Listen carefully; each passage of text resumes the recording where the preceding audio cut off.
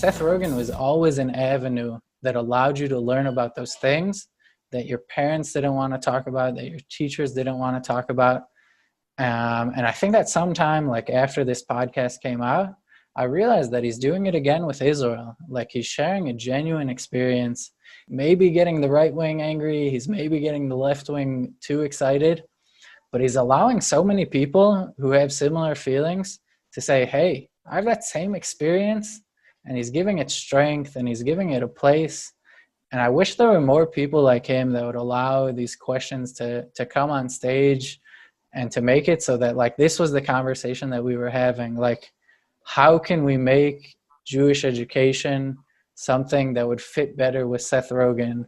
Because he has a lot of concerns that are really, really meaningful and really worth thinking about when we're talking about the future. Well, ultimately, that's what this movie is all about. This American Pickle that he was on all these podcasts promoting, is that this is a movie that, unlike the Coen brothers movie, which was also a really bold movie that discussed these kinds of issues with a serious man, American Pickle is set in 2020. It's set in 2019. It's set in like now.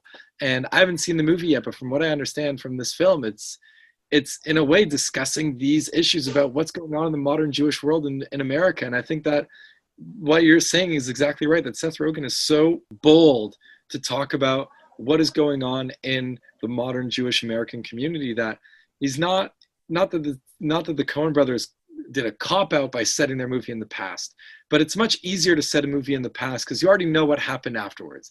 Everyone already grew up and dealt with their issues growing up in middle America in the 1950s and the 1960s or whatever it is, as a small town Jewish community. But Seth Rogen is dealing with what is happening right now, American Jewish community, not just the American Jewish community, but the most powerful Jewish community in the world, potentially the New York Jewish community.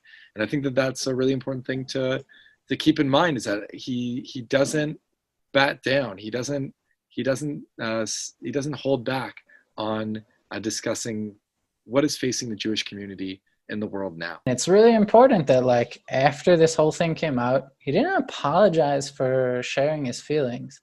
He said, I understand and I feel bad if people thought that I was being critical of things that I wasn't being critical. And I understand, like, the mistake that I may have made. I was sharing my feelings, and that's okay. And we need more people like him.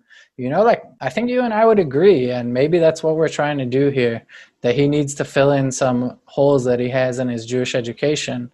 And maybe we can help. Maybe other people can help. Maybe Daniel Gordis can help.